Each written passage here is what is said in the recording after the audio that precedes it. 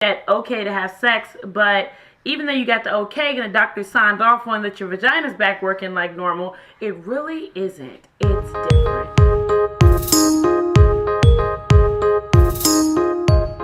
Hi guys, and welcome back to my channel. I'm pretty sure if you read the title, you already know that we're going to be talking about sex today. Yeah.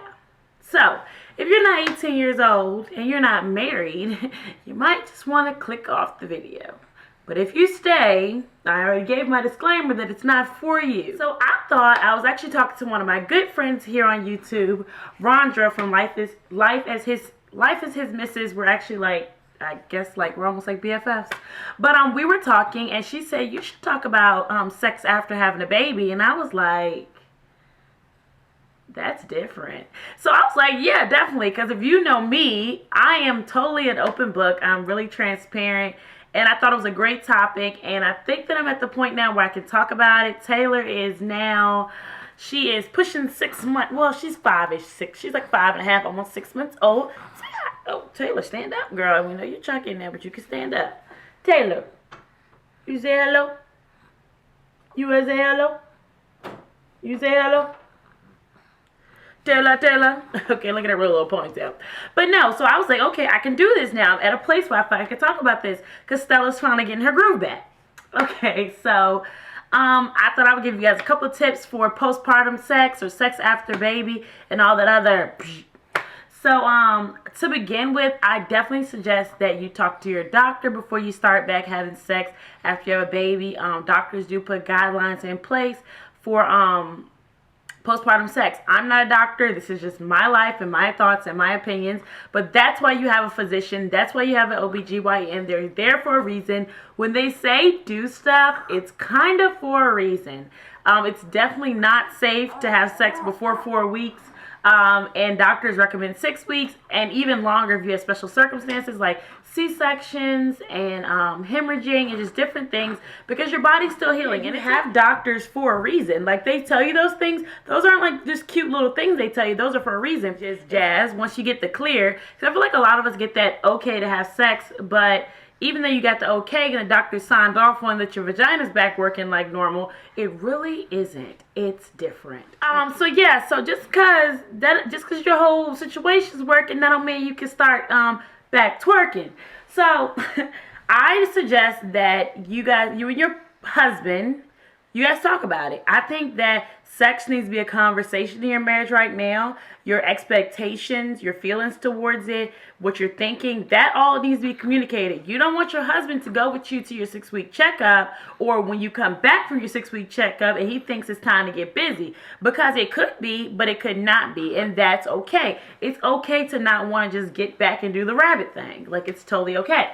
And I think sometimes as moms, we feel guilty because it's kind of like, okay, I'm a wife, I'm a mom, I'm a Christian, I'm all these things. I have all these hats, and it's like when you're not having sex with your spouse, or you feel like, is one of my hats, falling off my head, So the first thing is, it is very normal to have a low libido after postpartum. Like, low libido, it's very common postpartum, definitely breastfeeding.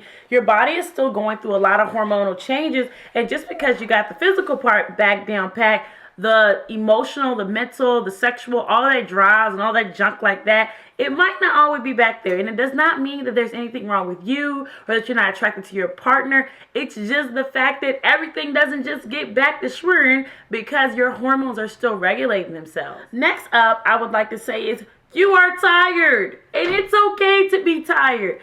That's why I say you have to talk to your husband about your expectations, the thoughts, the process, everything you guys are going through, because as a couple, I'm pretty sure a lot of moms, even me, 6 months later, you are tired. 6 weeks is not enough rest. Matter of fact, that's the heightening of the tiredness. So the thing is, okay, you're 6 weeks postpartum, you've got to check off to have sex again, but you're still really tired, and you're doing a lot, you're taking care of a baby, and it's okay to be too tired to have sex right now. And that's why you have to communicate with your partner, your husband. You have to communicate with your husband. You share with him that, hey, this is what's going on with me. This is what's going on with my body. I don't feel like doing this right now. And the thing is, Now that is a marriage conversation, so maybe we'll have that conversation with Devin next time he's on Young Married and Motivated Monday. But just from my point of view as a mom, talk to your husband, tell him, I'm tired. You know, I have a new baby in the house, my body's still getting itself back to right, and I think any loving man will be able to understand that. Now, the next thing I want to talk about is for a lot of women, I hear this, I don't know how, but for a lot of women, they are more than ready to just jump back into the bedroom, get that freak on. So, I don't know if you just are just a horn bag because you have all these emotions inside of you and hormones.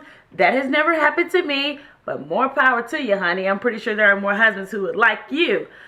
But you're worried about, is it going to hurt? And I think that that is a normal concern. That is definitely, I know with Tiana, I had a lot of tearing. Taylor, I did not. And both of them I waited. I won't like, I needed to go do it. But I think that you might just want to take it slow. You and your husband, that's what I said, it's so essential to talk to your husband and share your thought process. Share what you're thinking about, what's next, about what your body is doing, how you're feeling it, what you're afraid of, and what you want to do. Sharing that, having that open lines of communication between you two, it will make your marriage so much stronger. It will make you guys so much more in tune with yourself. So tell your husband, hey, I'm not ready, or I am ready, but I'm afraid of pain. And you know what? My number one tip to you guys who are ready to just take it slow. Another thing that I was always wondering about is like, okay, I pushed a whole human out of my vagina. So is it ever going to get back to normal? Yes. Yes, it will. It will get back to normal, and you will have sex again with your husband, and life will be great, and you will just be as happy as you were. I've had 2 kids now.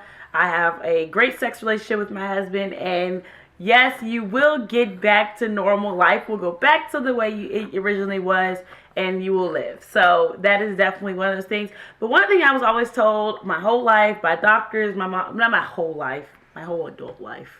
No one was talking about me about it when I was 6. But you know, it's to do Kegels. They say Kegels work. Kegels help the muscles. So you know, using that muscle, you know, that Kegel, that. So if you don't know what a Kegel is, just Google Kegel. And you can start Kegels before you have the baby, after postpartum. Just you doing those Kegel exercises. It helps the floor, the pelvic floor. It helps it get stronger. It helps it with pushing the baby out.